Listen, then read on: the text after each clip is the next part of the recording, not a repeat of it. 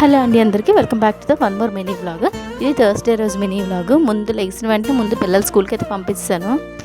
ఇంకా ఈరోజు మా అత్తయ్య వాళ్ళు రూపా వాళ్ళు పూజ చేయరు, అందుకే మందార పూలన్నీ మొత్తం నాకే వచ్చాయి. మొత్తం దేవుడి పటాలు అన్నింటికి కూడా పువ్వులు సరిపోయి.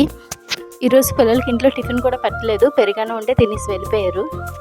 ఇంకా టిఫిన్ లేక నేను కూడా బ్రేక్ఫాస్ట్ స్కిప్ చేస్తాను. ఓన్లీ మజ్జిగ తాగేసి అయితే ఉండిపోయాను. ఎలాగా మనకు అలవాటే కదండి. వంట చేయకముందు అయితే నాకు ఇయర్ రింగ్స్ ఉంటే ఆ వీడియో అయితే ఒకటి తీసాను. ఆ ఇయర్ రింగ్స్ వీడియో వచ్చేసి ఈవినింగ్ అయితే పోస్ట్ చేస్తాను. ఇంకా ఈరోజు లంచ్లో కర్రీ వచ్చేసి పప్పు మామిడికాయ కర్రీ అయితే చేశాను. ఉగాది తర్వాత అయితే మా ఇంట్లోని ఈ ఇయర్కి అయితే ఇదే ఫస్ట్ టైం పప్పు మామిడికాయ వండుకోవడం.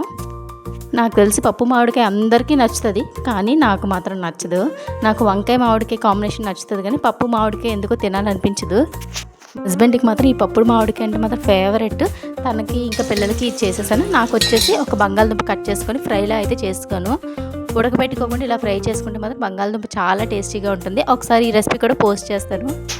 ఈ వీడియో కానీ మీకు నచ్చితే చిన్ని లైక్ చేసి అయితే వెళ్ళండి. Bye bye.